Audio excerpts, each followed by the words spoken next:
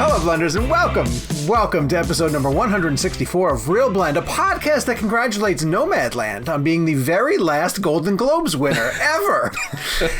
I'm Sean O'Connell, the managing editor here at Cinema Blend and co-host of the Real Blend podcast. On this week's show, the Golden Globe controversy. Boy, that's hard to say. Army of the Dead reviews and Spiral director Darren Bousman is going to join the show for an interview. And of course, I have to get to the other hosts of the show, starting with Fox 32 Chicago's Jake Hamilton. Hi, Jake. How are you? I gotta be honest with you. It makes me weirdly happy that you stumbled on Golden Globe controversy, because I had to say it all morning on live TV and stumbled also doing every time on Golden Globe controversy. I couldn't. Finally, I was just like, I'm just going to change the script. Like, controversy surrounding the Golden Globes. You can say Golden Globes with no issue. Yeah, but Golden Globe controversy is a tongue twister. It's a mouthful. In the third chair, joining us is Gabe Kovac. Hi, Gabe. How are you? How's it going, guys? Happy to be here. Gabe is filling in. Gabe is filling in for Kev, who wasn't able to make the show this week. We send all of our best wishes to Kev and welcome him back very, very soon. We're going to get to housekeeping. If you're watching us on YouTube, where you can see our smiling faces, hello. Hit subscribe, turn on your notifications, do all the things that you do on a normal YouTube page. If you're listening to us where you get your podcast needs met, head to the description area where we have a lot of cool information about the show, including how to subscribe to the Real Blend premium episodes, which drop on Monday. And in order to do that, this is an ad-free version of the show. You get an extra segment with us each week. This week, we're going to be doing a 2-film challenge, which is a fun game that Gabe brought up a while back. And we played it once before, and this will be our second time through. Twice before? Yeah, we've done... Well, it's fun. I think we've done directors and actors. And this coming Monday, we are doing screenwriters. Yeah. Tell them how the 2-film challenge works, Gabe. Oh, it's so fun. It's such a good idea. Present a filmmaker, actor, director, whatever the category might be, and we have to decide which 2 of their films we would introduce someone to their work with. So the 2 sort of like definitive creations of theirs. It's fun. Very fun. And in order to hear the premium, I'm sorry. I picture like aliens in this hypothetical. Like that's how it is in my mind. Like if aliens were to come to Earth and we were to introduce Tom Hanks to what are the films you would, I take it a step further. It gets very dramatic in my head whenever we play this game, because I always think it's a matter of life and death to make sure that we pick the right films. And it's worth noting that no matter who the subject is, Jake always picks Tom Hanks films. Doesn't matter. Whatever it is. Yes. He's like, Road to Perdition? It's like, Quentin Tarantino didn't direct that. I know. But... Larry Crown. All right. So in order to hear all of the premium goodness, go to bit.ly/RealBlend Premium. But yes, what's the matter? What are you laughing at? I'm just picturing Tom Hanks in a Quentin Tarantino film. Like I would love to see it, but I don't know if it would ever work. It wouldn't work. If Tarantino had directed Lady Killers, that's the name of that movie, right? Lady Killers? Oh, yeah. That would have been an enjoyable movie, right? That would have been cool. But that's what I kind of jumped to. Like, I jumped to Tom Hanks going out of his comfort zone and pairing with the Coen brothers and getting a disaster. Like, I think Hanks only works... but that wasn't Tom Hanks. Like, Tom Hanks was great in that movie. It just was a poorly... Was he? He was. You know how you can tell it's true? Your bias is showing there. You can tell it's true because I said it. True. Okay, fair enough. Yeah, and we trust your opinion on Tom Hanks more than anything else. That is not biased in the least bit. Let's get to a weekly poll. And listen, I know I'm wearing a Spider-Man shirt. It has nothing to do with the fact of the weekly poll. I just wear a lot of Spider-Man shirts. That's true. Yes, pretty much. If you watch the show on YouTube, you understand that. We put up as a weekly poll, now that Andrew Garfield has spoken, what do you think? Will No Way Home, Spider-Man No Way Home, which is coming out in December, feature more than one Spider-Man? So to give you guys some clarification on this, Andrew Garfield was doing press for a movie he has coming out. He went on Josh Horowitz's podcast, the great Josh Horowitz, big fan, and was asked about the Spider-Man rumors that are going around. And Andrew Garfield, very actorly, I guess is a way to put it, pushed the rumors away and said, oh, there's nothing to spoil. I'm not in it. I feel like I'm playing a game of Mafia where everybody keeps dancing around. The fact that whether I've never heard that game before. That was my first time learning about that game. I've definitely heard of Mafia, but I didn't hear of whatever he was calling it first, the werewolf. I've never heard of a werewolf game. So the point being, one person is the criminal and you have to pretend not that you're not the person kind of thing, right, by constantly denying when you get asked certain questions. And it's whether you can sell the fact that you are not the mafia member. And so he's trying to sell the fact that he's not in Spider-Man. We gave you guys options about whether you believe Andrew Garfield or not. And Gabe, I'm going to, oh, I can't. Every time. Damn it. Damn it. I was just about to get so excited, like, ooh, Gabe gets to answer. No, and every time. I figure I'll mix it up because you're joining the show, and then as soon as I say it, I remember that you put the notes in there. Yeah. So Jake, you get to go. The options for whether Spider-Man: No Way Home is going to feature more than one Spider-Man, meaning we know Tom Holland is in it. Mm-hmm. Do you think Andrew Garfield and Tobey Maguire are in it? And you have to pick what the readers or the listeners said. The choices are definitely. The choices are not happening. And the third option is, I'm just confused by all of this. I feel like because we've gotten so many mixed bags that a majority of people, if they're being honest, would say that they're just so confused by all this. Okay. Now, people might say definitely just because they're being hopeful. Right. And sometimes I feel like people answer less than truthfully in terms of how they're actually feeling. Okay. Well, definitely one. Definitely got 55%. It's not definitely. It's absolutely not definitely. Yeah, it's not. And I'm just confused by all this, got 32%. So maybe we should break all this down. There have been a lot of rumors about these two guys being in it, but the evidence of them is like Tobey Maguire was photographed picking up his dry cleaning in West Hollywood, and he looks like he's been working out. Or Andrew Garfield's stunt double is on Instagram, and he says he's in Atlanta. Or one guy was like a DoorDash driver who tweeted, I just delivered food to that guy who played Spider-Man. And everyone was like, he's talking about Andrew Garfield. Yeah, right. So there's not been a lot of concrete evidence, but at the same time, Sony and Marvel are really keeping a lid on this. And the reason why they would be able to be in it is because of the idea of the multiverse and different versions of Spider-Man will be able to come through. And we already have heard that Alfred Molina and Jamie Foxx, who played villains in the previous Sony versions, are going to be in this movie, so naturally you'd think that their Spider-Man would follow you. Gabe, you can play this part. Which would you vote? Where of those three options? I think you personally. I think not happening, because a baseless theory of mine is that there is truth to the idea of the two Spider-Men coming back, but I wonder if, with the way Marvel deals with secrets, it's just sort of been convoluted in No Way Home, but really we're going to get some version of them in like Doctor Strange with Sam Raimi.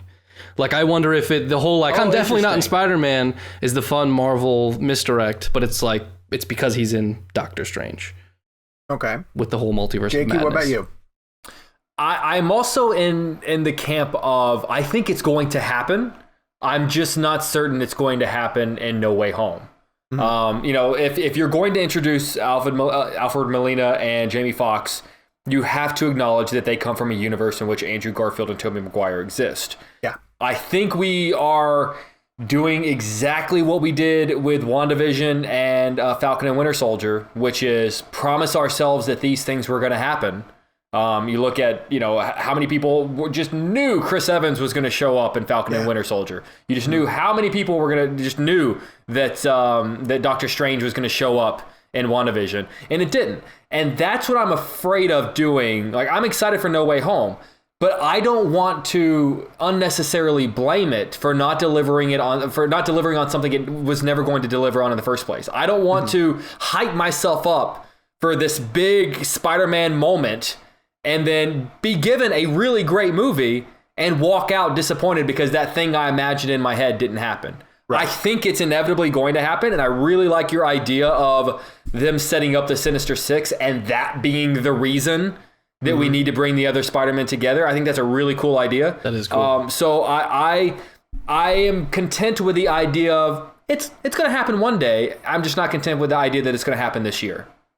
I a little bit like the idea of introducing them in Doctor Strange because Raimi's directing it. I love the idea. Raimi bringing back his Toby would be, that's pretty fascinating. But it'd be, I just wonder if it'd be strange for people, no pun intended, to go to a Doctor Strange movie and then get the two Spider-Men. Well, Doctor Strange and Tom Holland had a great connection in Endgame. Like they had or Infinity War. And Benedict Cumberbatch is in No Way Home. Like, that's been confirmed also. So, I mean, I love the idea of them being tied together. And I do feel like Doctor Strange is kind of the new Tony Stark in this sense. Oh, interesting. Like, he kind of feels like the natural leader of whatever comes next kind of group. He's very powerful. He's very smart. So I kind of, not that he would have the same role as Tony in Tom Holland's Spider-Man, but I kind of see how that relationship just feels natural for fans. Just to divert for a hot second, did you guys hear the story today about Emily Blunt? And I know she was up for the role of Black Widow. I know. As soon as I saw that, I thought, does that mean she's not doing Fantastic Four? Or I'm sorry, tell the story. Well, not just that, not that, although she did deny that necessarily too, and kind of said in the process of answering that they're not doing Fantastic Four, where she kind of said, like, I don't really like superhero movies. She's like, I've seen a few of them, but they just do nothing for me. She's like, they leave me really cold. Now, that could be total bait and switch, you know, who knows? But more importantly, like maybe she needs a brother to turn on the heat. Maybe, yes. Oh, that's pretty clever. She explained in greater detail why she didn't really get to do Black Widow, and it's because she had to do Gulliver's Travels with Jack Black, because she had done The Devil Wears Prada for Fox, and in her contract at that point, because she was still a very young actress, but not a lot of weight to throw around, she had a next film option clause in her contract. And Fox was holding her feet to the fire of, you're going to do the next project that we have lined up for you, kind of thing. And so Gulliver's Travels prevented her from being Black Widow. And now she's come out and basically said, like, I really wanted that. She's like, I wanted to work with Downey Jr. And, you know, that role would have been great. So that hurts. But, okay, but would she have just wanted to do it for, what was it, Iron Man 2 at the time? Well, that's when she got introduced. Or, I mean, would she have been okay committing a massive chunk of her career to what she would have had to end up committing to? I don't know. Those paychecks are great. They're fantastic. Like her and Krasinski are really hurting. Well, now they aren't, but who's to say? That wasn't a guarantee, you know? Do you think it ultimately ended up being better for her that she didn't do that? Like, do you think we got great projects from her that we wouldn't have gotten if she had been tied to? We wouldn't have gotten her in Edge of Tomorrow. She's amazing in. Genius. Yeah. No, yes. I mean, it clearly worked out for everybody involved. But it just hurt my soul to know that this poor girl wanted a role. That is a movie. Probably had you not mentioned today, I would have gone to the grave forgetting it, like having forgot existed. Yeah. How many films do you think we've all seen that we just have completely forgotten? Oh my God! I have forgotten the amount of films I've forgotten. Yeah, very true. All right. Well, this week the Saw franchise is continuing. Jake, you're a fan of this franchise in general, right? I'm a fan of the beginning of the franchise. Oh, right. You like the first couple of movies in it. Well, Darren Bousman, who is directing Spiral, which is Daenerys, calm down. Daenerys hates them. Yeah. Co-stars or stars Chris Rock and co-stars Samuel L. Jackson. Darren Bousman directed Saw 2, 3, and 4, so absolutely knows his way around the franchise. This is a really fun interview, whether you're a fan of the Saw franchise or not. Darren really likes to explain his love for the franchise and the way that he approaches it. Gabe, so the visual element of this is going to be added later. How does this work out? Because he ended up showing us a ton of really cool props. Yeah, so keep an eye on our YouTube channel this weekend. I will drop a longer, I think it ended up being like 10 minutes. We ended up getting some extra time with him because he was just having fun showing us stuff. But it'll include spoiler talk, which is not included in this week's episode. So go in with no worries. It'll have some spoiler talk about the ending, and then he spends like 5 or 8 minutes just showing us these gross, awesome props from the franchise that he's collected. Like ears and fingers and a jigsaw puzzle. It's fun. Yeah, it's fun stuff. A jigsaw doll. Yeah, it's really fun. So keep an eye on our socials for that reason. And then without further ado, the Real Blind interview with Spiral director Darren Bousman. Yeah, awesome. Well, first of all, congratulations to you. Thank you so much for joining our podcast. There's an art form in the Saw films to revealing the trap, that very quick camera jerk, and then there's an edit to it, like that sound effect that's designed as we kind of like go out and then reveal the whole trap to the audience. Can you talk about the art of that reveal, kind of what that shot takes on the day, kind of what it takes in terms of the edit? Like, are you actually moving the camera quickly, or is that all done in post? Like, how are those done in the Saw movies?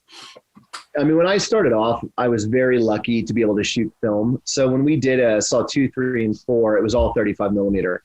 And so we would actually use flash frames, camera ramps, and lens shakes. So everything you saw in the initial were all legit done that way. And it was funny because when I did Saw 2, James didn't do a lot of that stuff in the first Saw. So people thought I was like, turn the camera off. And they're like, we're shooting, they'll lose sync. And I'm like, it doesn't matter. Turn the camera off as you're pushing in. And that would create those vivid bursts and the really quick kind of juddery moves in. What I think, I started off as an editor.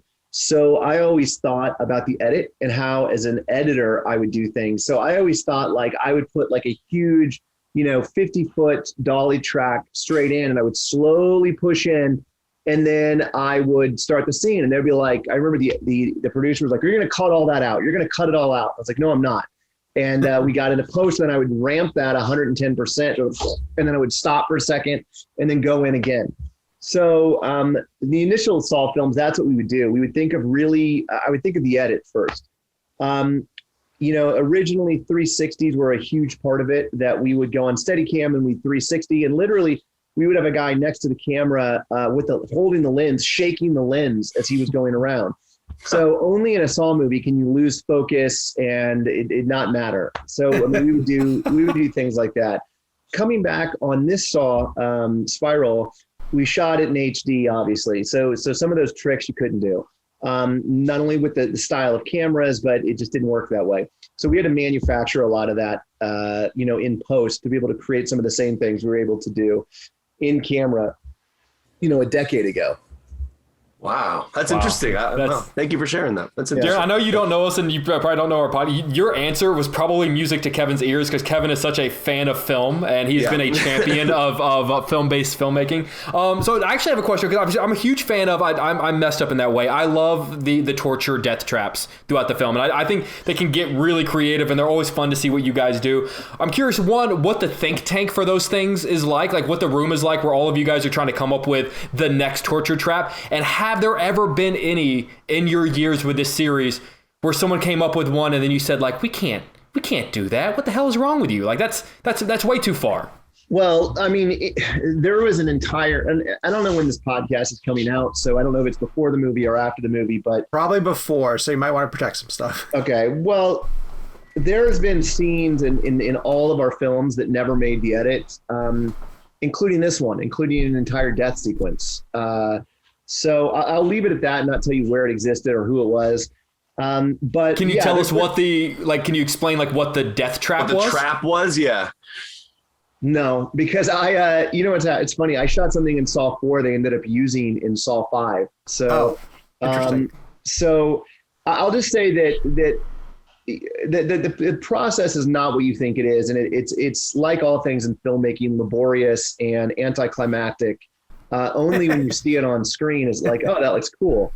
But, on this, every time we do a Saw film, there are gaps in the script. So you'll read the script and it'll say, Jigsaw captures a person and puts him in. And then it would say, trap 1 coming soon. And then it would say person dies. And then it would go on to the narrative. The traps are the very last thing that we did, always. Oh, wow. Wow. And I think the reason for that is the more we would develop the script and the more that we would understand the characters, the more the trap would kind of find itself in what they did wrong, how they spoke, anything like that. So, the traps are always the very last thing that goes in the script. In fact, I think the first draft of this movie I read, Spiral, I'm trying to think if any of them remained, like if any of the traps that were written are what we actually did. And I don't think they were. I think everyone was changed numerous times throughout the process. I mean, there was one trap in the original film that dealt with like a swimming pool and rats, and like there were just like the traps just are ridiculous at start. But then I can't stand rats. Yeah, it was a pretty bad one. I mean, it was horrific. There's a procedure we go through, and what we go through is myself and the production designer will sit around and we will think of, interesting ways to someone to die. And it's getting harder when you're on a ninth film about how do you do something that someone can actually get themselves out of. Then it goes to an engineer and we say, can this actually be built? Can you build this from a scrapyard or Home Depot? And if it cannot be built through a scrapyard or like a Home Depot thing, then we won't, at least I won't do it. So like, I don't want to trash on other Saw films, but when I saw lasers being used in the Saw film, I was like, no, we got to go back. You can't have laser beams. So at least the mandate on the ones I did were they had to have been built and completed by things that as a consumer can actually come across, whether that be gears or pulley systems.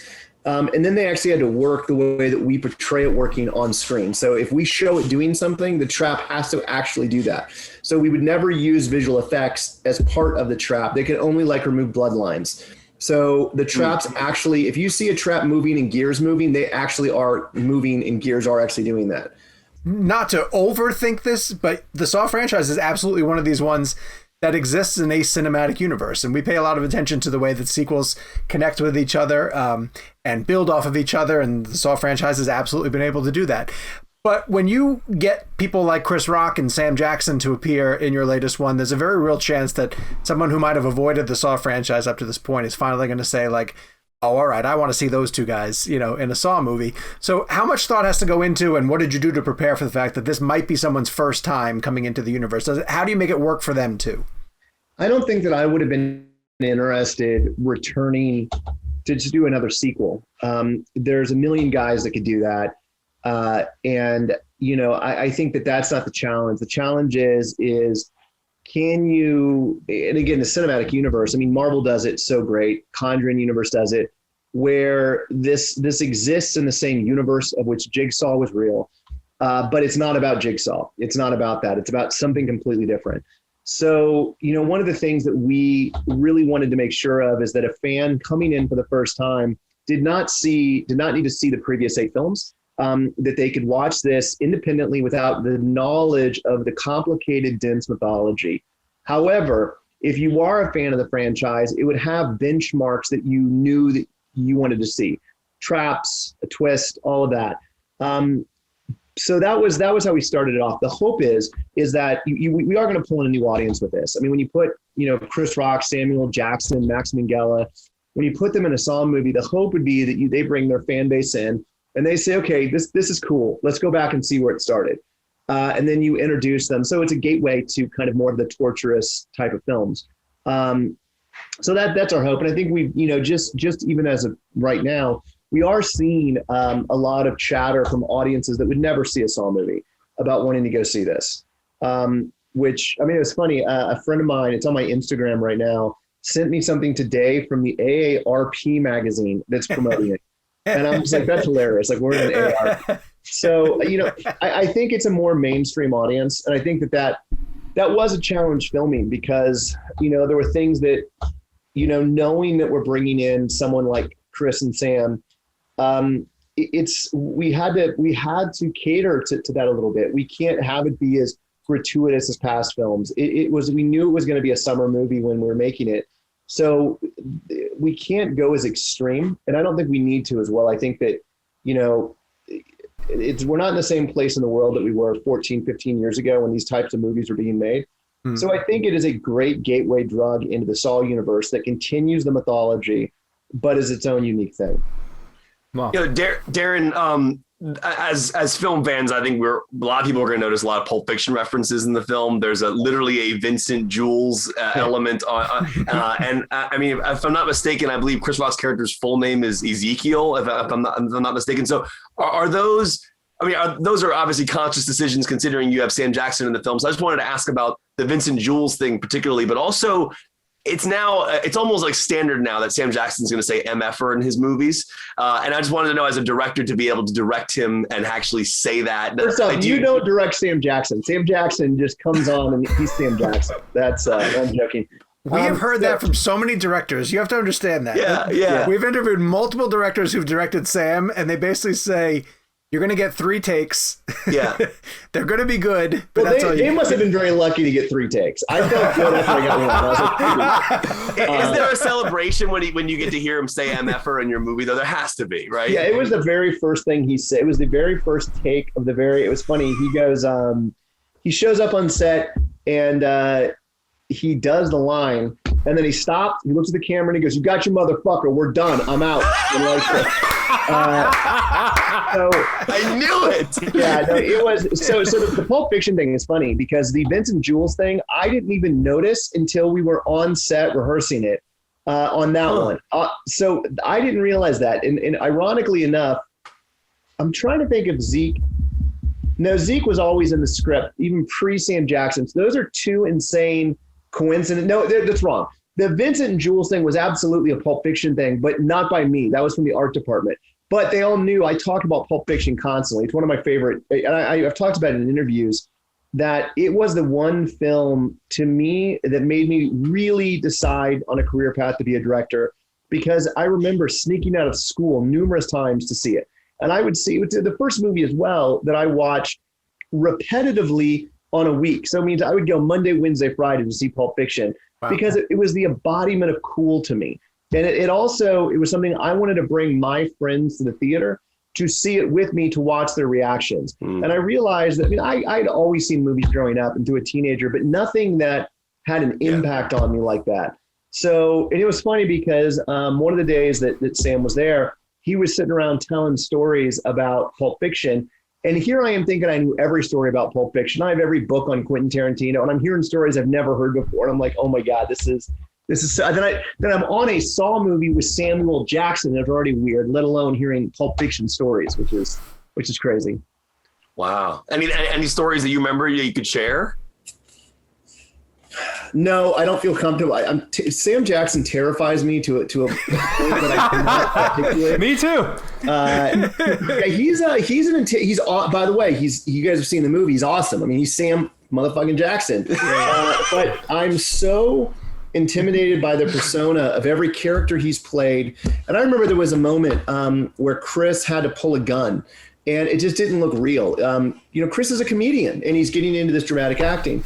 And I remember Sam stands up, he looks at me, he's just so intimidating. He looks at me at Video Village like, "Are you going to do something?" And then I turn to the stunt guy and I said, "I don't know how to pull a gun." And Sam goes, "I got this." And he walks over and does a full on training course because think about how many guns he's handled in movies. Sure. So it was this awesome moment of watching Sam work with Chris on how SWAT team would move, how police would move.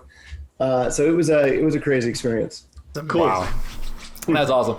Darren, one of the great traditions of the Saw movies is at the end when there is the reveal and we kind of figure out sort of what's been going on, is that we realize that there were moments and lines and just little kind of glimpses that were clues all along that we didn't realize, that maybe at the time we just thought that they were throwaway, we didn't think much about them. I'm curious as to the art of directing those moments, not putting too much emphasis on them, but knowing in that moment, this little line that the audience isn't even going to think about in that moment is going to be such a big clue, and you don't want to zoom in on the guy.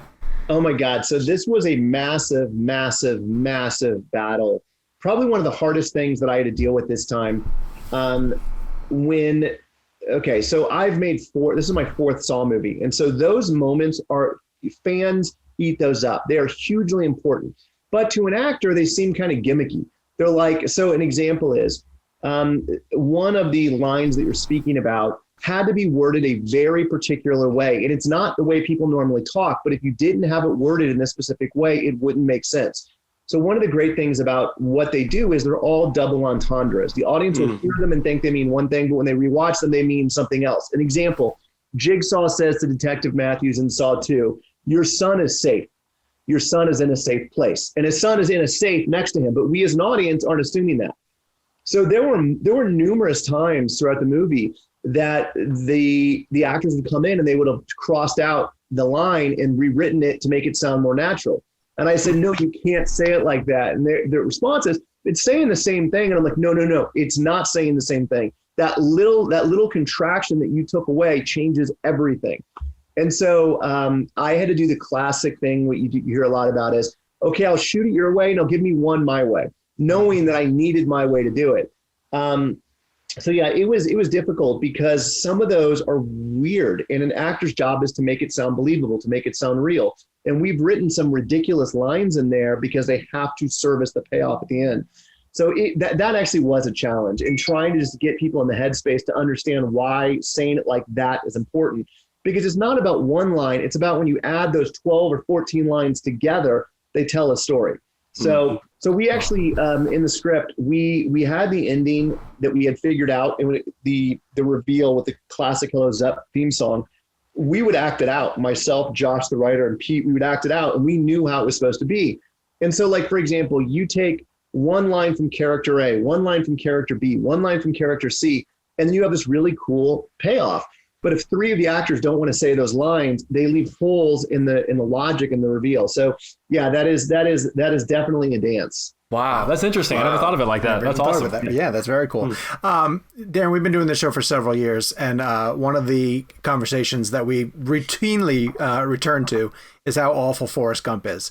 I'm the only one on the show that thinks Forrest Gump. Yeah, I'm the one who thinks that Forrest Gump is awful, and that Jenny might be one of the worst characters in Hollywood history. Yeah. So I laughed my ass off that you have this great bit, this dialogue bit. I got to know where the origin of this came from. It felt like Chris Rock material. Let me tell you exactly that. And this is what was so great about working with Rock is, first off, he's a filmmaker, right? He's a director. He's an actor, and he's a comedian. So you put those three things together. He comes in one day, and originally that scene wasn't in the movie. And I said to the writers, we need a better introduction to Chris. And I think originally it was written that he was arresting someone in a weed store or something, and it was very kind of anticlimactic. And he goes, no, and he goes, Forrest Gump. And I was like, what are you talking about? And he's like, let's do a bit on Forrest Gump. And I was like, no, we have to think of a cool way to introduce your movie. And he goes, no, I got it. Give me 24 hours. And he comes back 24 hours later with like 5 pages and was like this. And I was like, that's awesome. And so, oh my God. Yeah, that was just something we were already filming, by the way. I think we were already in like the second week of production when he came to us with that. Then we had to realize, okay, we have to take over an entire hotel, men with guns in a hotel, a car in an elevator. Like it was a whole thing. Wow, that's a really elaborate scene, too, yeah, just to get that dialogue. So wait, where do you fall on the Forrest Gump? So you know what's funny is I've gone back in revisited movies that as a growing up had an impact on me. Now those could be Highlander or Titanic, and I'm going to laugh about Titanic and I'll come back to that one, or Forrest Gump. And then I watch them again now, and a lot of those movies do not hold up to me or feel schmaltzy. So I mean, here's the thing: is I have fond memories of watching Forrest Gump as a teenager in a theater. But Jenny, I'm gonna have to agree with you. Jenny's a pretty terrible person. Awful. She uses a guy with some sort of mental handicap, who is devoting his life to her and make sure she's happy. And then it's only when she's dying that she says, "Okay, fine, let's do this." So horrific. She is a bad character. I'm sorry. Who hurt you, Darren? I know. Wait, go back to Titanic. I want to know what you think about Titanic. No, but because then I'll lose all street credibility on everything.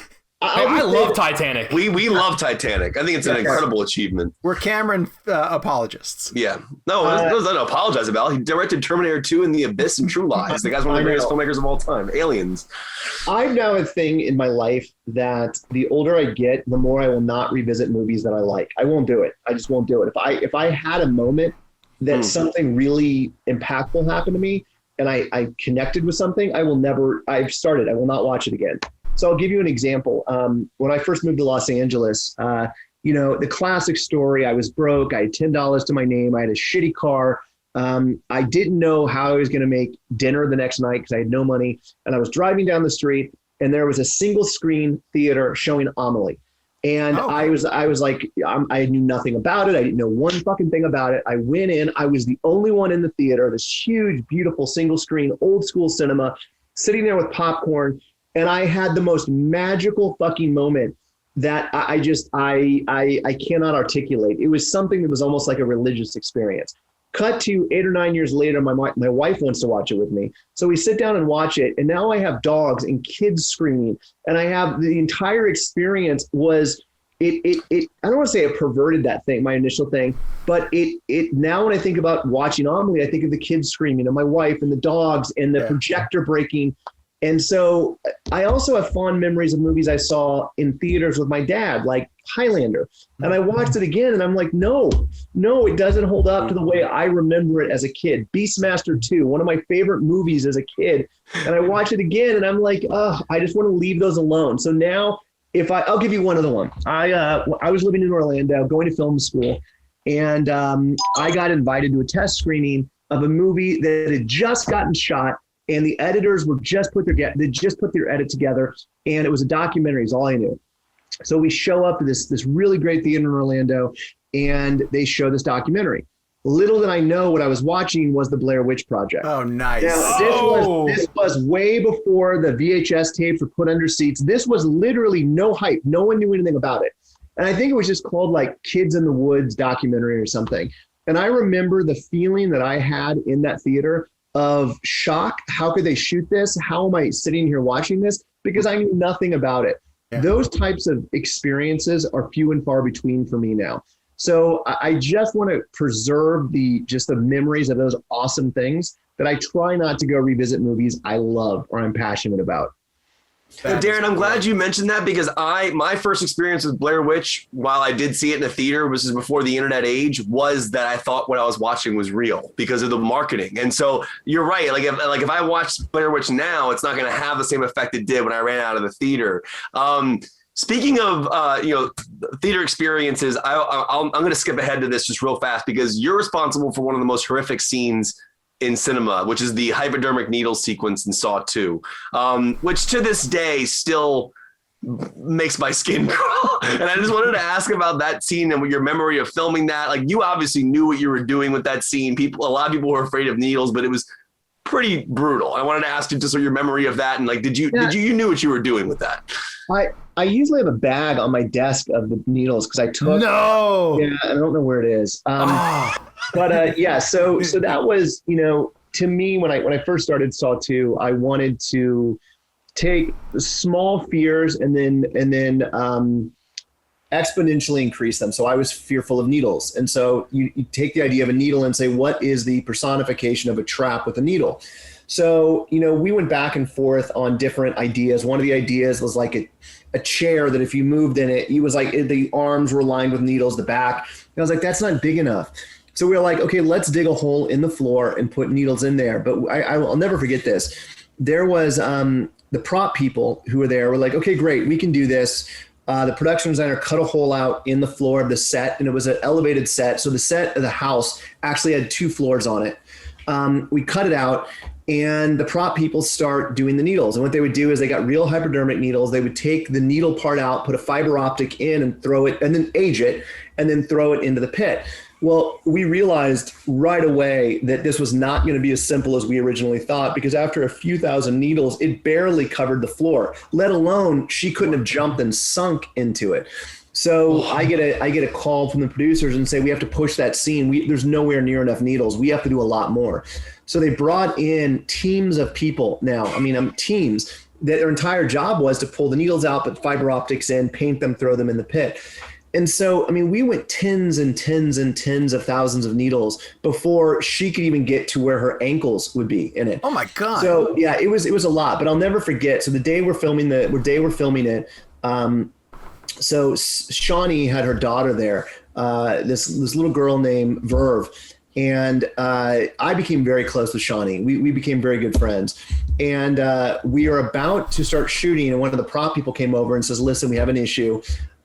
We dropped a package of real needles in the needle pit.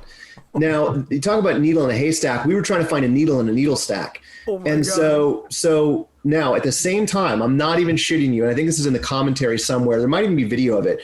Verve, which is Shawnee's daughter, comes over, and she's maybe 5 or 6, and goes, I have a secret.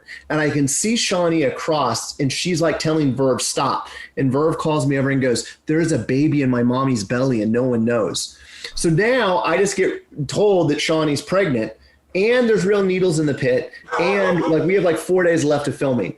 So we obviously couldn't film. We had to stop filming. We had to send people in with gloves on to try to find them. And I think it was like 3. I think the package of needles came in 3 needles. So we found the needles, luckily, and Shawnee dove in the needle pit, which to me is, and why I think that's a great saw trap is it's simplistic. It doesn't involve lasers or complicated machinery. It is literally just needles that could stick inside of you. And I think we all have experienced needles. So to me, that's why that one is a good saw trap, because it is so simplistic and you understand it just by looking at it. You look at it and you understand what it's going to be, the consequences of jumping in there. And so I really as well love that trap. Does the actual killer in the Saw films do the voice that we hear on the tapes in the traps? Well, in the new one, yes and no. There are we layer them, so it starts there and then it's layered and layered. Tobin Bell, absolutely, that was him. But there's a company we go through, Urban Audio, who will then take that and manipulate it and shift it down. So yeah, that the answer is partially yes, but it's layered, considerably layered. Well, Darren, thank you so much for spending the time, man. We really appreciate you going over, and this was a really fascinating conversation. So all right, hopefully, thank you guys so much. I appreciate hopefully we'll have you back on the show sometime soon. I think we're probably going to see you at the TV junket next week. Awesome. Look forward to it, guys. And Jared Leto just recently denied that he was. Yeah, he denied he was an urban legend, which I like. Urban Legend. I love Urban Legend. Yeah, Urban Legend opening scene. To this day, if I'm driving on a dark highway by myself and I will get a chill, and I'll be like a little worried about looking in my rearview mirror that there's someone with an axe. That's a great because what's the deal? The deal is the guy stutters, right? The guy stutters. And she thinks that he's trying to attack her or rape her. And he's stuttering, trying to say something to her as he's pumping her gas. Yeah. She hits him and she gets in the car and then he finally screams, someone's in the back seat. Oh, Lord. And so he gets up and I think he has an axe or something. It's something ridiculous. Oh, yeah, because it's a silhouette because it's a storm. and it's and the lightning flashes and you see a silhouette with a guy with an axe. That scared me so much. Like to a core where I'll get a chill thinking about oh my God, if someone's in my backseat. And do you remember the song? And now every time I hear that song, that's what I think. It's can't turn around. Is that the song that plays? No way. So now because she's crying and she's dressed. She's hey, 90s horror, man. And then the guy fucking just slams the Urban Legend's awesome. I love prefer Urban Legend. that type of horror to what we're getting nowadays. Oh, I miss the late 90s, early 2000s slash whodunit killer. Yeah. I think that's what you did last summer was great. I wish they would come back. Yes. Oh, right, exactly. Do you remember how weirdly complicated? I remember how to try to figure out who the killer was. It's so weirdly complicated to figure out who the killer was in that movie. I don't remember. I can't even remember who it is. Exactly. Well, don't say it. Don't say it, because I would like to. Well, thank you, Wes Craven. I rewatched it last year. Well, and also thank you to Darren Bousman for joining the show. I would like to let's keep all this. Oh, okay. Please. That was good conversation. Sure. That was good. And also thank you, Darren talking Bousman. in the break. for joining the show. But that was really good conversation. Yeah. So keep an eye on our YouTube channel, as Gabe mentioned, because we're going to put some more Saw and Spiral goodies from Darren coming to Real Blend. And subscribe to the YouTube channel while you're there. All right, talking points. Yep. There's a big sequel coming later this year that had been delayed, and it is called Venom Let There Be Carnage. Are you sure? Was it Venom Let There Be Carnage or Venom Let There Be Comedy? Because it was hard to tell. Okay, so we're going to talk about that trailer now, and the opening bit with the breakfast, now I didn't like that bit, and even Sony reached out to me and said, what'd you think of the trailer? Because they know I'm a big Spider-Man guy. And I was like, and honestly, my reaction was, the trailer's not bad, but that opening bit is pretty cringy. The rest of it, although it looks really dark, and by dark, I mean not lit. I couldn't kind of see what was going on. It looks like a Venom movie. It looks like the symbiotes, and Woody Harrelson looks better. The Carnage character looks awesome. See, I don't think so. He looks like a video game, man. But I think that's kind of what his look is. It looks the whole movie looks like it should have come out in 2002. Everything. I think you need to watch some movies from 2002 to get a refresher. No, okay, but like this feels like it would have come out a couple of months after the Ben Affleck Daredevil. Like this. I know what you're saying. Feels like the early 2000s Marvel movies that were coming out. But Venom fans because I'm pretty plugged into Spider-Man Twitter. Look, now you can't be plugged into Snyder Cut and Marvel at the same. Come on, you gotta. Listen. You have to be fans of one. They loved the breakfast scene. Venom fans are saying that's exactly what they wanted to see more of in the first movie, and they loved the fact that scene is what opened the trailer. I will say that if Tom Hardy is all in on that, and it doesn't feel like it's like he's just kind of cashing a paycheck, which I don't think felt like that in the first one, but if he's all in on that and he's really playing to the comedy of it, and given the context of the movie, I could totally be sold on it. And I'm fine with a funny let me ask you, Venom movie. But did he look like he was all in on the breakfast scene? Because he didn't to me. But that was the point, right, of the scene. That was the problem with I think that scene is he looks kind of exhausted by the whole Venom bit. And so I think that's just what he was playing. But if that back and forth, that sort of two-hander that they're building between Venom and him, what's his character's name? Eddie Brock. Eddie Brock. Thank you. Eddie Brock. If it keeps getting played up, I could see falling in love with that and it being fun. I think it was I think I sent you guys a screenshot of him kind of being exhausted with the symbiote character, and it looks like he's like, okay, take 5, let's go. You know what? I think I'd be okay with the kitchen scene if Venom wasn't singing. Like the symbiote was singing. Really strange. Yeah, that really took me out of it. But I have to say, I think Harrelson looks better. I am a little bit upset they got rid of the wig. I wish they committed to the wig because it was that big bushy red wig. Yeah. Now he's back down to just sort of Woody Harrelson. And I still, listen, I wish Kev were here because Kev is a big defender of the first Venom. That's true. And I would like to hear his take on this. I have faith in Andy Serkis. I think Andy Serkis can bring something else to, I know you're going to tell me he hasn't directed anything of note, and that is accurate. But, I think he's been around enough directors to have potentially It's not totally fair, though, because we know that he's made some really great creative choices as a performer. The best thing creatively that he's done is, I would argue, work didn't he do AD on a lot of the Lord of the Rings? Like, wasn't he kind of Peter Jackson's right-hand man? Yes. Correct. So sure, he went to he has the like a whole best film school. He has a whole school on like how to act within, how to do motion capture. But I gotta be honest with you. Even if Spielberg had directed Let There Be Carnage and that trailer came out, I'd go, well, sure, this is going to suck. That would be such a strange Spielberg trailer. Yeah. So let's get to I don't know. What? Doesn't do anything for you? The movie just doubles down on everything that I hated about it the first time.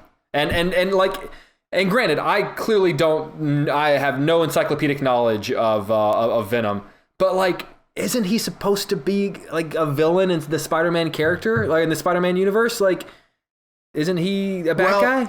So it's worth pointing out that he started off as a villain in the Spider-Man comics, but then there was a whole life to Venom where he got his own comic books and took on like more of an anti-hero type role. And these movies from the beginning have almost put themselves in that camp. Like they're building off of Venom stories where he is kind of more the hero aspect, and the other symbiotes he fights are more the villains. Does that mean that if we ever do get a Sinister Six film and they acknowledge that Venom exists within the MCU, that he wouldn't be a part of the Sinister Six because he's never shown any actual signs of being a true villain? So you can't all of a sudden convince me that he's going to be a...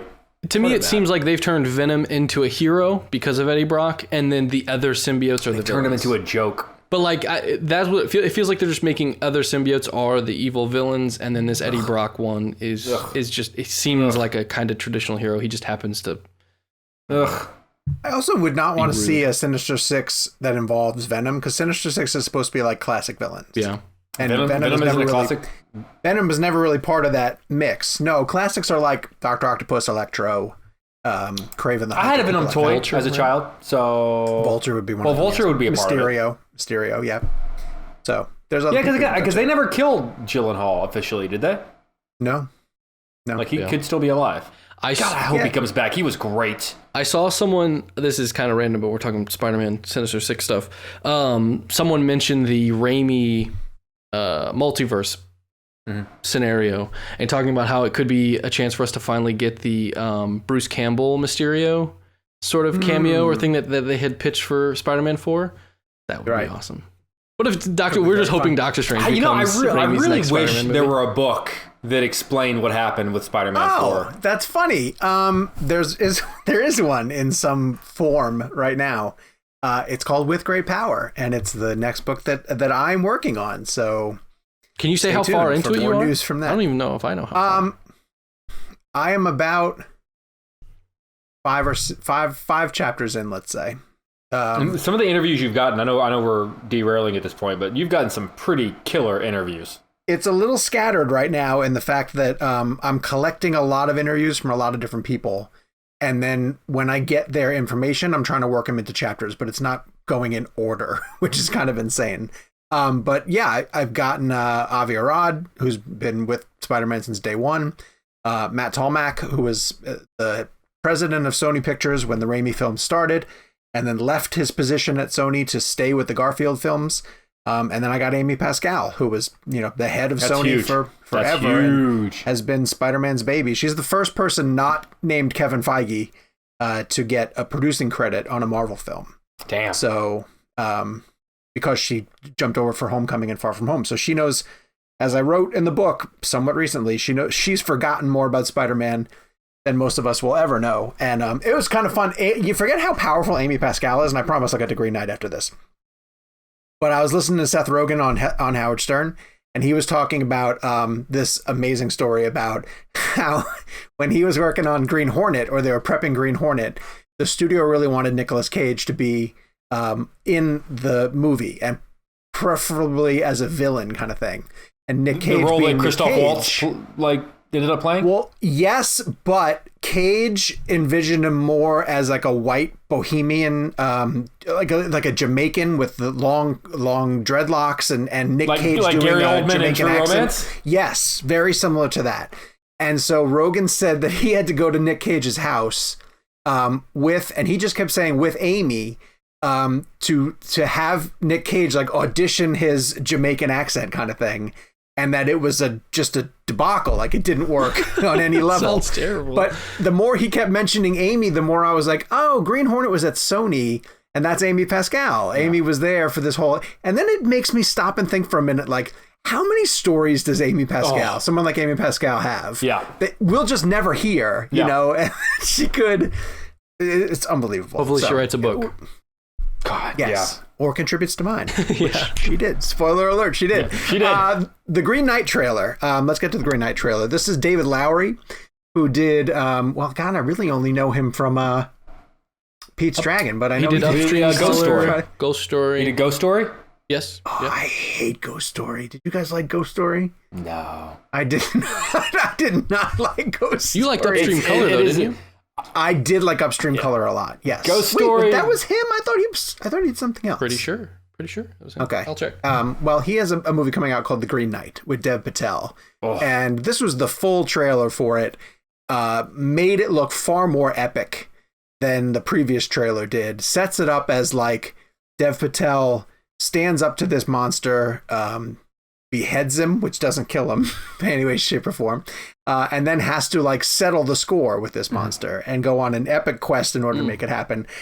Jake, you seem really moved by this trailer. What caught your eye about it? I mean, just the visuals themselves are absolutely gorgeous. I love everything about it. I mean, just the posters leading up to this were fantastic, and my buddy Chase, who's a longtime listener to the show, his joke is that, I really hope the movie lives up to the poster because I really want to justify buying the poster, and which I totally understand. And everything about it and the look of it, I kind of started to read what the legend of the Green Knight was, but then also didn't want to spoil the movie for myself. But based on what I started reading, it seemed really interesting. I think Dev Patel is an incredible actor, and honestly, he sells everything that he's in. I actually enjoy David Copperfield, and I mean, dating all the way back to Slumdog Millionaire, obviously, where he was great.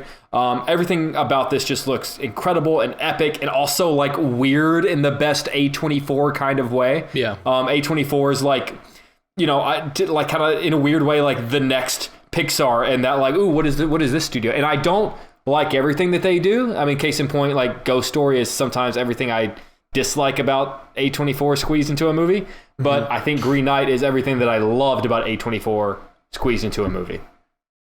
I was on board once I saw those sort of really tall alien-looking, bald alien-looking creatures, because then I was like, wait, this is an element of this that I did not expect to get at all. You said that there's a legend of a Green Knight? Like there's actually something that this is based on? There's a reason, I can't remember what it was, but there's a reason that he has a year to go until he has to see the monster again. That's a whole part of the story is you have a year. King Arthur legend, right? Yeah. Is it? Yeah, I think that's the round table, and those are from the trailer. Well, A24 absolutely has an audience of people out there. Yeah. And they have, for whatever reason, circled this one in permanent marker. Like, the Green Knight has been on the tips of people's tongues since we were supposed to get it a long time ago. Also, because it also became this thing that we were being denied. Like, because whenever they started making movies that were going to come out in theaters, available on video on demand, one of the first ones everyone thought was going to be given to us was Green Knight. Like, that's clearly like, they're going to put that on VOD, so we're going to be able to watch it. And then I felt like the more and more they kept pushing it back and denying it, it became almost this, like, no pun intended, like this thing of legend. Like, okay, like when is the Green Knight going to come out? Because I feel like them denying us the movie last year worked out really well in their favor, because now there's this fever pitch for how badly people want. Well, and it makes it seem like it must be good. Like it has that like, oh, it must be really good. They must really want people to go to a theater to see this, because like, what was it? Another A24. Do you remember Saint Maud? That comes out this week on I think like Hulu or something like that. Jake, you saw Saint Maud, right? That was an A24 movie that like kind of got lost last year. Like I think it came out in some theaters, and then I think it eventually went to some sort of streaming. A streaming service that I had to pay like $3 for to see it. You saw it, right? Yeah. Safe to say, perhaps the most shocking movie-altering what do you want to call it, in movie history? Yeah. I don't want to say more than that. It's that's all I'll say. That is a good tease. We can talk about it. We can talk about it in This Week in Movies. I'll drop it in there. But people should watch it. It's great. Changed how I felt about a movie. Well, I don't even want to say that. I'm going to cut that out because I don't want people to expect. Sorry. I'm sorry. The Green Knight, however. Well, I heard it. You can't cut it out from me. Well, to The Green Knight, though, I will say I think it looks awesome. There's this, apparently if you walk into A24's studios and you pitch them a movie and then you say that, it'll all be muted blacks, they'll buy it. Because that seems to be their look, which I like. I think it looks gorgeous. And agreeing with Jake, I love Dev Patel, adore Dev Patel, and the rest of the cast looks great. But the teaser alone was enough to sell me. The poster alone, like you were saying, I think it was enough to sell me. I didn't really need this trailer. I understand that the movie needed this trailer because now it's finally coming out. But I'm all in, and I think its audience is aware of it. I think the audience that it was going to find already found it. Is it coming out soon? Do we know that? Did that have a release? Next month, I think. June. You're right. Okay, so it's not like it's not a May release? June 11th. While you're looking that up, I'm going to... June 11th? Mm-hmm. Okay, perfect. All right, so The Green Knight. Check out the trailer if you want to. It definitely looks more epic, and I can kind of understand, having seen these visuals, why A24 would hold off and put it into theaters, because it looks like it definitely warrants that. Are we going to talk about Army of the Dead in This Week in Movies? Okay, I'll save my conversation for that bit. Let's get into the Golden Globes controversy, which we teased at the beginning of the show.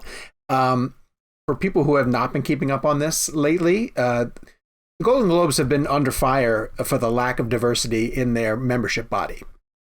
And it sort of was raised around the time of the show. And it largely because they have no black members at all, not zero. They're representative of the black community in their membership is 0%. Now, the Golden Globes, the Hollywood Foreign Press Association, only consists of, I believe, 98 to 99 people. So the idea that they have such influence over the awards season is kind of skewed as it is. And part of the reason why they do is because they go so early in the award season. So they're looked at as a prognosticator. But then over the years, since the Golden Globes have been going on, more of these regional groups and the larger cities have jumped into December. So now you'll see New York and LA doing their awards in mid-December. And they become early prognosticators of what might be to come. The Gotham Awards go early. There's plenty more people who are acting as bellwethers, which you would think would reduce the impact of the Golden Globes. The Golden Globes, of course, always have the NBC push behind them, too. They're a national show. They're on a Sunday night. They got great placement. They did okay with the ratings, but all these award shows have been showing more and more chinks in the armor. They're not these infallible television programs, and people are not tuning into the shows for various reasons.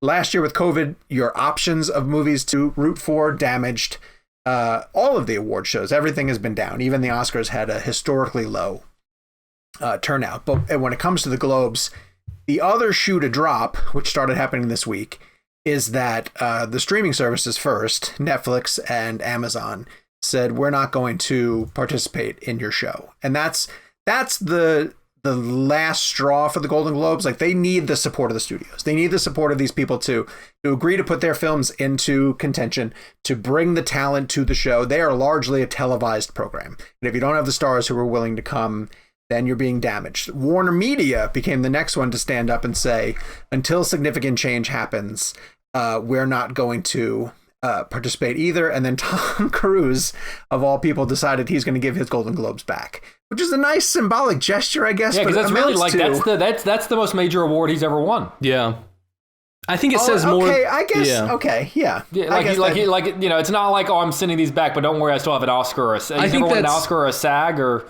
Yeah, I think it's less. I thought that was pretty cool. I think it's less that like him giving him back is this major blow. I think it's more the fact that because it's Tom Cruise, it makes it more of a story. It makes it a sort of a wider audience is going to notice this and talk about it. And he probably knew that, depending on, whatever the conversations are behind the scenes of people that really do have an influence over this. So yeah, I don't think that was like a Tom Cruise thought he was saving the world by giving that back. I think it was more if Tom Cruise does it, Sally, who from down the street who doesn't watch anything, is going to go, wow, what's going on there, and we'll pay attention to it. I mean, the two went together whenever I covered the story on air. Like I covered the fact that Golden Globes have been canceled. Also, Tom Cruise packed up his awards and shipped them back. That's kind of they kind of went together. Question. So then go ahead. I was going to say the nail in the coffin, I think. Because I honestly do think that this is something the Golden Globes is not going to be able to return from. I don't think they should. NBC deciding not to televise them next year. It is very difficult as somebody who works closely with the Broadcast Film Critics Association, who puts on the Critics' Choice Awards. I've been privy to conversations about how difficult it is to get a network partner for an award show. That's just either the major networks have something that they're already committed to. With NBC, it's the Golden Globes. With ABC, it's the Oscars. And so when you're another award show trying to get television placement, it can be really challenging. And also, the amount of money that it takes to put a show like this on is very daunting. And so the minute that NBC realizes that they don't need the Golden Globes anymore, I would have a hard time seeing them turn around and reverse course and be like, oh yeah, absolutely, come back the following year. So I think this is it for the Globes. But Jake, do you think they have a future? Well, I was going to ask you, selfishly, as we are two members of the Critics' Choice Association, my first thought was, we have a pretty well-respected organization. We put on a very well-respected award show, if my main complaint being that we nominate 84 people per category. That being said, is there any chance that our award show slides into that slot at NBC next year? We have made some strategic moves in the Critics' Choice Association to combine our movies and television awards into one big thing, which is what the Globes do also. This is something that we did years ago, and so that, you would assume, puts us in a really good position to just transition over because we're serving a lot of the same needs that the Globes do. I think we still have a contract with the CW. I'm 100% sure, but I think that we're re-upped with them for a year or two. So I can't say that specifically because I don't know for sure. But I wonder if there's a way out of that. I don't know if NBC backs up a money truck. I don't know if NBC decides that they just will sit it out a year. This past year has really convinced me that there's a lot of things that are staples in our society that when you sit them out for a year, you kind of realize like we didn't really need that. That's okay. What I would rather see, because I do think the award season is really fun. I do think it's important. I think people could be interested in it, and I think that this is an opportunity. This is a huge opportunity for that to shift, for the Golden Globes to they've kind of been a punchline for a long time because of their number of members and because of how sort of biased and just kind of they've ethically kind of always challenged. Yes. And they've kind of always been a joke in that sense. I think it would be great, whether it's NBC or however things shift across networks, if the Independent Spirit Awards came up as a big influence in the sort of conversation of that. I was looking at this year, like for instance, and this year is a weird year, but their winners this year were Riz Ahmed for male lead, Carey Mulligan for female lead, Zhao for director, Sound of Metal won Best First Feature. Like those were all Oscar winners. Those were all relevant to the Oscar conversation. And I think that all it really takes, all that the Golden Globes had that others didn't, was the sort of big network that was putting them front stage, And I think if this is them being shown the door, I think one of these other sort of smaller awards shows that have made it a point to be more diverse, have made it a point to show more interest or to discuss more interesting artists, I think it's a great way for the industry to kind of make that shift that everyone's wanted to see. So hopefully. There was also a mention in one of the articles I saw that they lobbied that the different guilds, Directors Guild, Screen Actors Guild, Producers Guild, that they should all combine their powers and put on more of a tech-based or below-the-line-based show. Okay, but like... Those are the categories we want them to skip. Yeah, well, I was just going to say, like, at the end of the day, it's NBC's job to put on a show that people are going to tune in for. And, as cool of an idea as that sounds to us, who make a movie podcast, is the average person at home going to care, like, who wins Best Production Design? Like, I just don't think people are going to tune in for that show. Well, and the lure of the Globes was always... like this is the one that's kind of a party, right? Yeah, because they're all drunk and Ricky Gervais is the host, and it's... And if you can't get, like, it suffered this year because it's virtual, and virtual damaged everything. So if they're not back to a situation where they get people all in the same room and having that sort of loose vibe, but that's what Critics' Choice is too. Yeah. Critics' Choice has that sort of loose vibe. So I can absolutely see how our show would slot into the void left by the Golden Globes. And I will always and forever defend the award season as much as it's in particularly the past few years people have dismissed the award season and whether or not they're relevant. Or I can't tell you, for every person that who I work with who told me how they don't care about the Oscars and they're not going to watch the Oscars and they're not going to do this and it's too political and this and this and this, I still had people come up and go, oh, I went ahead and watched Nomadland. And I went ahead and I actually went out and saw Minari. I found Judas and the Black Messiah. Makes a difference. That's the best part of the award show, is the fact that it, not that we get to talk about movies that we're already talking about, but that it introduces movies to people who otherwise maybe wouldn't have heard about them or would never have sought them out. That was my biggest, that's why I hated so much that the Oscars this year didn't show the clips. That people need to see clips of these movies to be turned on to them. They need to see that shouty, scene-chewy Oscar performance from Daniel Kaluuya to go like, damn, that does look like a good performance. I got to go see that movie. Like that is the beauty of the award season, is whenever my mom says, I finally sat down and watched that Nomadland you've been talking about. That's what I love about it. Yep. Yeah, very true. All right, so no Oscar contenders in this week in movies, but plenty of stuff to get to. You don't know. You don't know that. Very true. It could be a Spiral from the Book of Saw standing on that stage at the end of the night. Chris Rock accepting Best Actor. There's a movie called Finding You that's opening. I'm not quite sure we know much about that, but you can check it out if you want to. There's a woman. There's a movie called. A woman. There's a woman. There's a woman who's in a window, and she's got a movie based on her. This is really strange that we want to mention. Amy Adams has a film called The Woman in the Window, and it's directed by none other than the great Joe Wright. But let me preface that, Gabe, by asking you, because I'm with you in the Joe Wright camp. But does Joe Wright still warrant the from the mind of the great Joe Wright? Because I don't know if his last two have been. So Joe Wright did Atonement, and he did Hannah. I love Hannah. Pride and Prejudice. And he did Pride and Prejudice. He did Anna Karenina, which I freaking adore. Mm-hmm. Darkest Hour. You didn't like Darkest Hour? I was all in on Pan.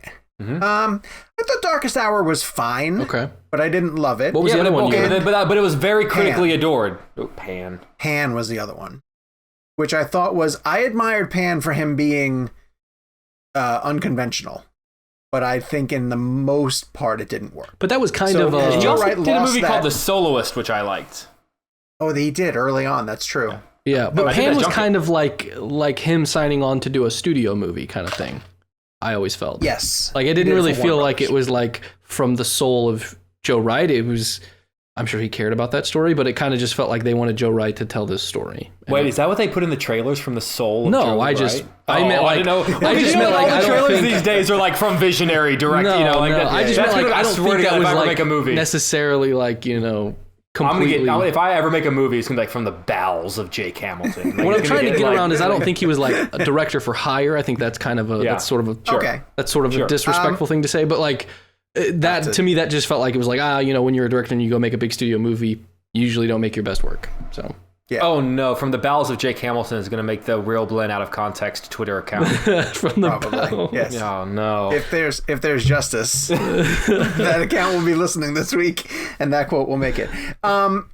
This movie is completely flying under the radar, like to the point where I haven't seen anything. I haven't seen a trailer. I haven't seen a commercial. I haven't gotten a press release. Yeah, I have no clue. Like, we don't know anyone that's seen it. We don't know anyone that did a junket. I'm pretty sure it's okay that I say this. Interviews. We asked for stuff on this and got nothing. So it's like it's not even like we were passively waiting. It was. Were you just told no, or you were told nothing? No reply at all. So, and this was, to make it even stranger. You go back into 2019 because I searched my emails to see if I had a press rep for this, and it was a 20th Century Fox movie back in December of 2019. Do you think that's it? Do you think it's just it is one that just got lost in that turnover? Yes, but then it's curious why Netflix would pick up a movie to ignore it. Yeah, well, it's Amy Adams. It's Amy Adams. You could sell it on Amy Adams, for God's sake. You push Hillbilly Elegy to. Also, this movie feels like the kind of perfect movie to watch on Netflix at home over the weekend. Like this feels like the perfect at home. Like even if it's bad, a lot of movies are bad. Netflix has the whole Bridgerton. Like you can sell that he directed Pride and Prejudice. Just tell everybody he directed Pride and Prejudice and. But wait, it feels very much like Emily Blunt's The Girl on the Train. Do you think that it feels like too much to that? There is this kind of subgenre of mystery thriller books that are found in airports around the country right now, where it's like the girl in like the girl in seat 10. It's all like they're all these like usually it usually involves like a murder and like a girl who witnessed it or is like being accused of it, and so she has to go on a search. Yes. And it's always in paperback, and you can always find it at the airport. And I honestly, I think that Emily Blunt one was one of them. Yeah. I want to say this one was one too. I think I have some that I've bought in the Woman in Cabin 10. It's on my bookshelf right there. That's funny. So do we think that is it possible that it's just because it's bad? Yes. They're okay, but they put out bad movies all the time. Yeah. Yes. Yeah, you're right. They do that, and they junket them too. Yeah.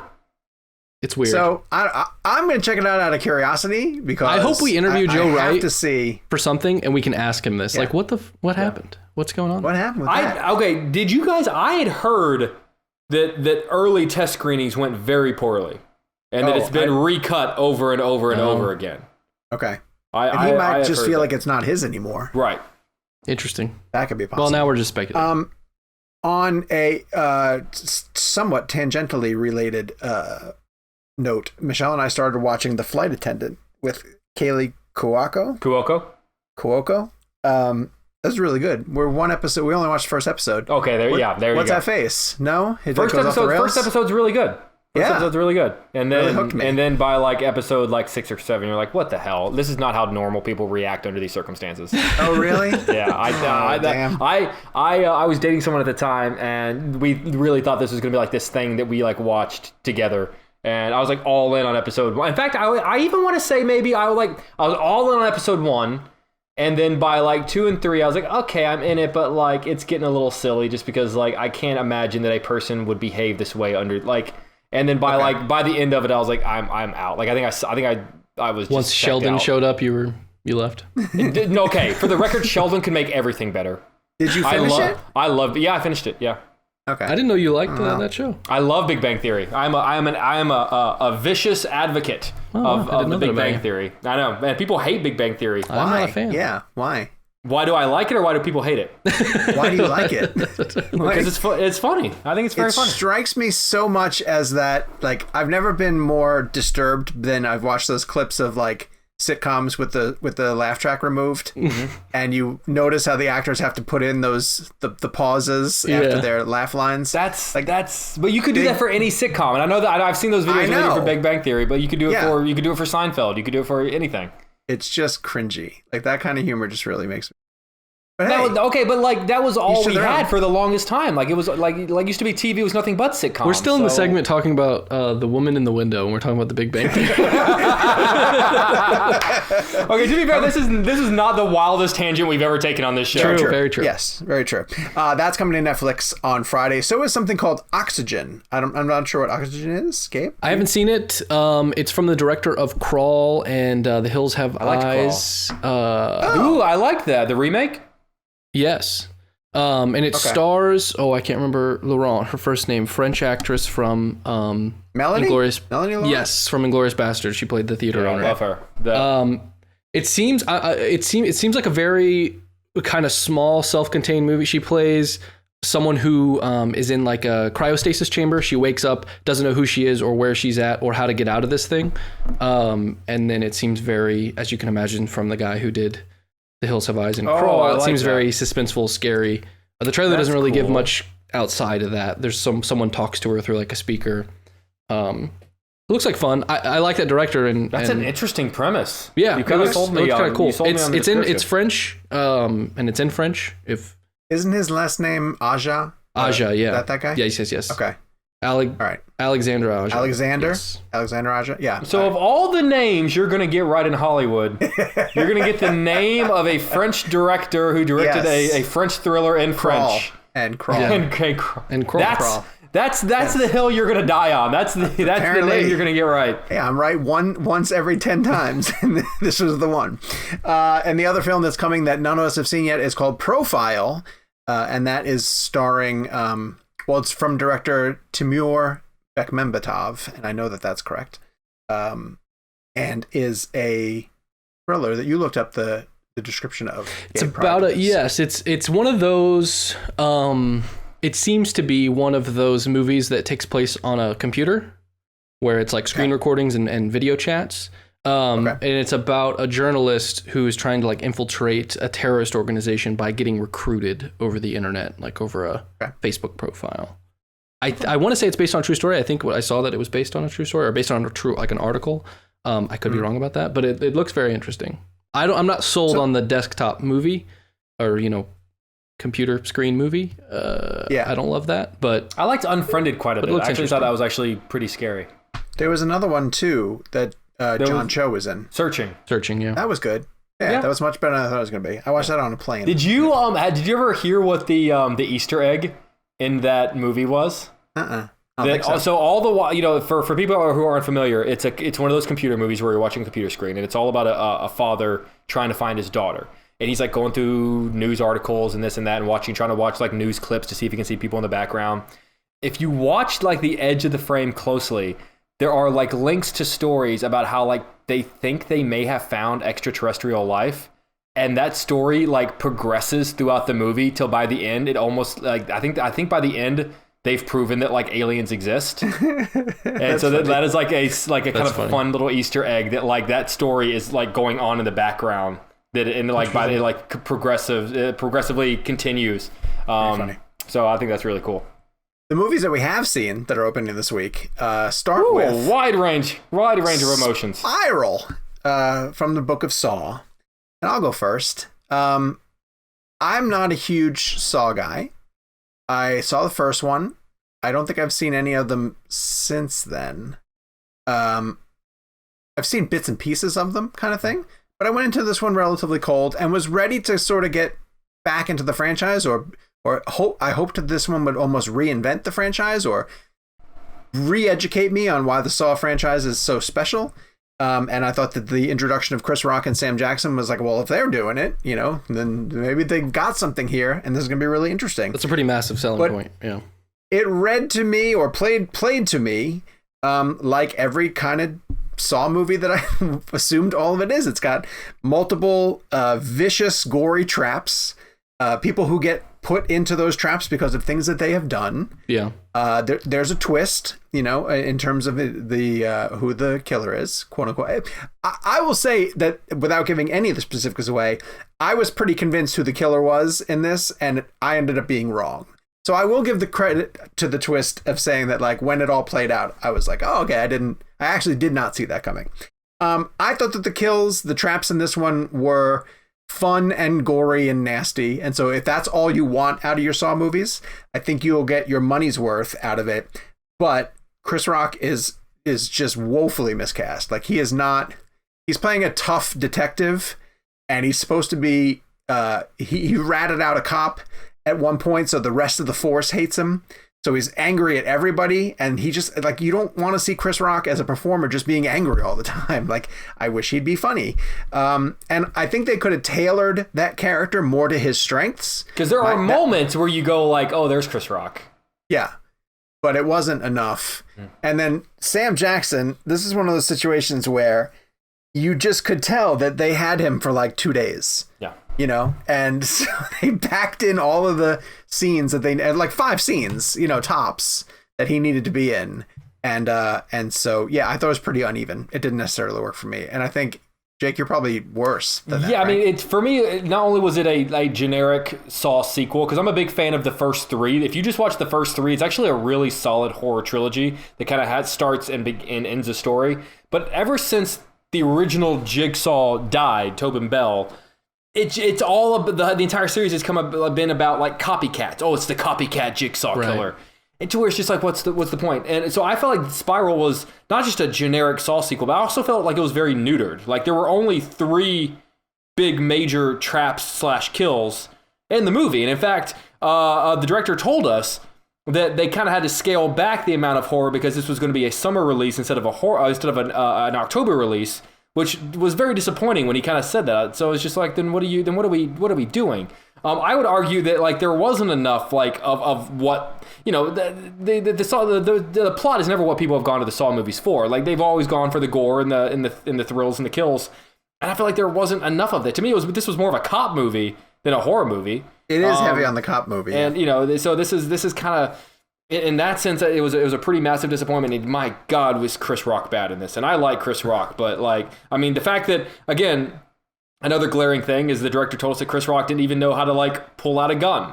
Like, how do you get to set playing a detective and you haven't convincingly figured out how to pull a gun yet? You're Chris Rock. I guess. Yeah. You got other things to do. All right, so let's shift over to a movie that works very well for us, which is Zack Snyder's Army of the Dead. Clearly, we are Snyder fans on this podcast. We've had him on as a guest and are big fans of his work. He's been in the DC universe for a long period of time. I was very happy to see him freed from the DC universe. For better or for worse, the design of those films are more serious and more, he was going for something a little bit more operatic. With this, he seems to go right back to his roots of Dawn of the Dead and his no holds barred horror. And it's a great mix of 2 genres that you didn't expect to see together, which would be the zombie apocalypse and a casino heist.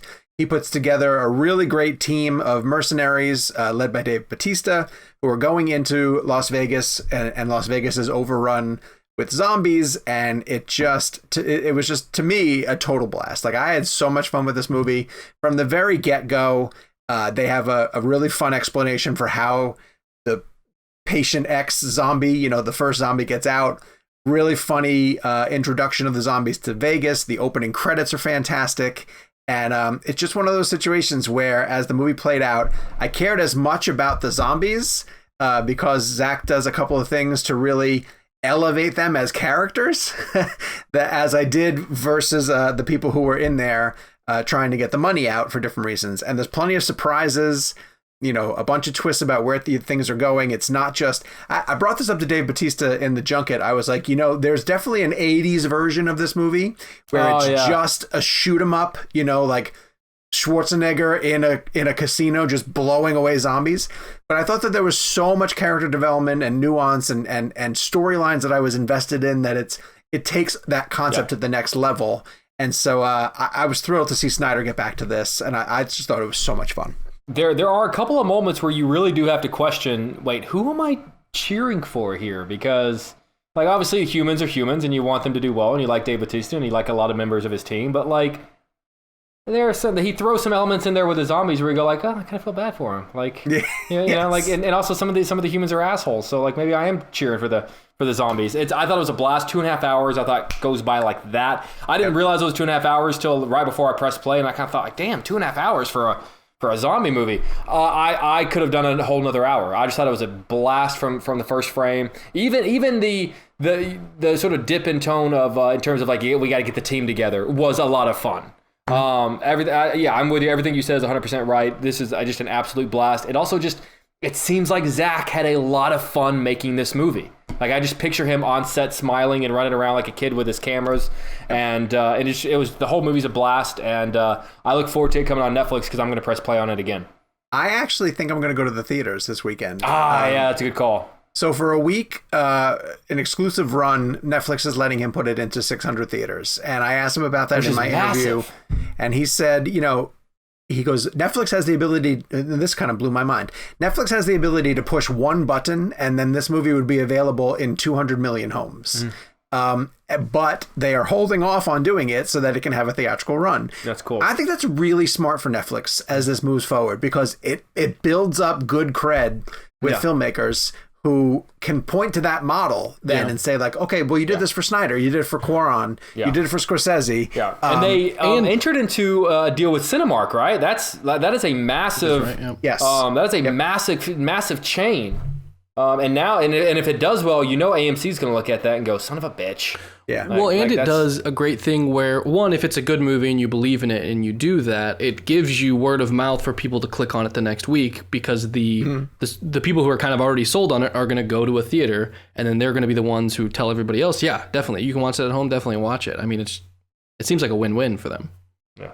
Yep. It's interesting, too, that Netflix can do that because their subscriber base is so strong. Yeah. Like, HBO Max did not put the Snyder Cut into theaters because they needed people to subscribe to HBO Max. That's the whole play. But Netflix is like, we have you already. Yeah. So here it is for a week. Yeah. Go to theaters. Go pay for something that you already have access to. Do you think that Netflix gets a cut of that? They must get some cut of it, right? Well, they're the studio, right? So they would get any sort of studio cut with the theater. I imagine they have the same studio deal or something similar. Since it's only 1 week run, I'm sure it's not as hefty, but okay. So one of those other hybrid deals going to HBO Max but also coming to limited theaters is Angelina Jolie as a firefighter in Those Who Wish Me Dead. This is from director Tyler Sheridan, who has done such terrific films as Wind River, and he wrote Sicario, wrote Hell or High Water, which is a tremendous film. I am afraid that for me personally, the bar that Taylor Sheridan raised himself meant that this movie missed it. I just expect much more from him. This is a perfectly fine movie. I think Angelina Jolie is good in it. She ends up becoming, so there's a kid whose father is on the run from really bad people for things that he's done. The kid eventually ends up on his own, and Angelina Jolie kind of encounters him in these woods. And the bad guys are still coming after him, so she has to protect him, kind of thing. We've seen this plot done a million times before. One of the elements they try to add to it is because she's a firefighter, there's a blaze going on in the forest. I just, again, with Taylor Sheridan, I expected a little bit more from it. I liked a little bit more of the supplemental characters that, God, I'm blanking on his name, who plays the Punisher. John Bernthal. Thank you. His character was really good. And the girl who plays his wife in this was really good. I liked their subplot. And again, Jolie was fine, but Jake, you brought up the best comment about Angelina Jolie in this movie, and then once you said it, I couldn't not see it. Yeah, I'm sorry. Look, so I liked the movie more than you. I didn't love it. I thought it was a perfectly fine, like for me, a 7 out of 10. Like, it's going to be available for people on both HBO Max and theaters, and I would tell people like this is a really solid Friday night HBO Max movie. Wouldn't necessarily tell you to get the family together and go out to the theaters to see it, but like I think if you watch it on HBO Max at home with a glass of wine, you're going to be perfectly fine. My biggest knock against the movie is actually Angelina Jolie, and that she looks too much like a movie star in the middle of this movie. She is supposed to play a small town Montana firefighter, oftentimes in a lot of scenes in the middle of a fire, like a raging forest fire. And at no point does she ever not look like perfectly made up Hollywood Angelina Jolie. Like they didn't like grunge her up. They didn't dirty her up. They didn't. I mean, I don't even know how many scenes she really has without makeup on. Like there are flashbacks. She has flashbacks of this fire that she fought, and even in those moments, she's like where it closes in on her face. Yeah, she is perfectly made up Hollywood red carpet Angelina Jolie. Yes, and I just never, for once, saw her as anything other than look, there's Angelina Jolie fighting a firefighter. Like there she's fighting a fire. There she goes. There she is. Go Angelina. It took me out of the movie a lot. In her defense, in the film's defense, I haven't seen the film, but perhaps it's impossible not to. I've only seen her once in person at a red carpet. And I believe she was floating, and there was some sort of light emitting. So it might just be impossible. She has the capacity to fit into the film, whether it's Girl Interrupted or Gia, or even something like Gone in 60 Seconds, where she it kind of felt like she fit in with that group of guys. It was a long time ago. Sure, but my point being is that she's always looked like a movie star. But she's also picked roles or transformed herself in such a way that she... I'm not saying that she's not attractive in these films, because she's a beautiful person, but you have to fit... Your look has to fit the role that you're playing. And if you look like you're ready to go and walk down the red carpet of the Oscars, then to me, that also implies that you don't look like you're ready to fight a forest fire in the middle of Montana. And I feel like the two Jake, don't you've just coincide. decided my outfit whenever I'm walking the red carpet at the Oscars. Firefighter. You know what? If you look like half as good as Angelina Jolie does doing it, then you're going to be just fine. I'm also really fascinated by, I think we spend a lot of time looking at the breadth of someone's career and when certain films fall in different places. And she said something in an interview that I found really fascinating, because she went off and directed a couple of films, 3 films back to back. And are you going to quote your own interview? No. I'm not going to. I thought you were going to say something in an interview. It was mine. She said something really fascinating. There was this brilliant question that someone brought up. She said right now, and it implied because of what's going on with her family, like her and Brad Pitt are in the midst of this divorce, and they are fighting for custody for their kids. And so she said, I can't be away from my home life right now for the amount of time that it would take for me to focus on directing. So right now, I just have to take acting gigs that need me for, 2 months, and I can go in, do the job, and then be back home, sort of thing. And that now in the context of now, right? But if we look back at Angelina Jolie's career in 10 years from now, and we look at this period, no one's going to really remember that, this is the reason why she took these random, HBO Max type movies. And so I'm always fascinated by why, thinking it was going to be an HBO Max movie. This is, but and it's a prestige director, or it's still, it's. Oh, okay. So you thought it might have been a Taylor Sheridan play? Well, I don't think anyone, whether you like or don't like this movie, I don't think anyone's going to look at this movie in 10 years and go, why did she do that? Okay, that's fair. Maybe it didn't live up to what you wanted it to be, but it's not like looking at Al Pacino and Jack and Jill. Also, she's picked a few movies that are like this, like The Bone Collector and Taking Lives. And the only reason why I know this is because our blend game this week is Angelina Jolie blend. That was smooth AF, dude. Thank you very much. And so we'll transition into this, where we're going to pick our favorite Angelina Jolie movies. And this is really fascinating to take you guys behind the curtain. When we were starting up the show, Jake said something that was exactly what I thought as I was going over her filmography, which is I don't love a lot of Angelina Jolie's movies.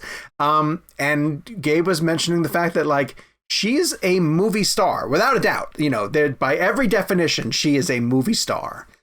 But I can't point to a number of movies of hers that I'm like, oh yeah, I absolutely love that film. And so I'm going to go with the one that I think is the most fun, for reasons that are, the movie is fun, but it's also the fun of seeing them together, and it's Mr. and Mrs. Smith. That's what I picked too.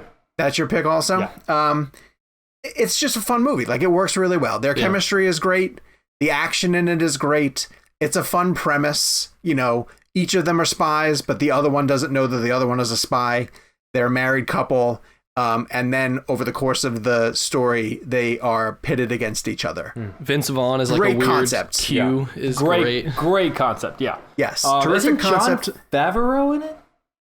No. I just assume if Vince Vaughn is there, John Favreau. Yeah, it was around that time. Okay, but do you agree though that my biggest, and I honestly love Mr. and Mrs. Smith. Yeah. I do think it falls apart in the final act whenever they team up together.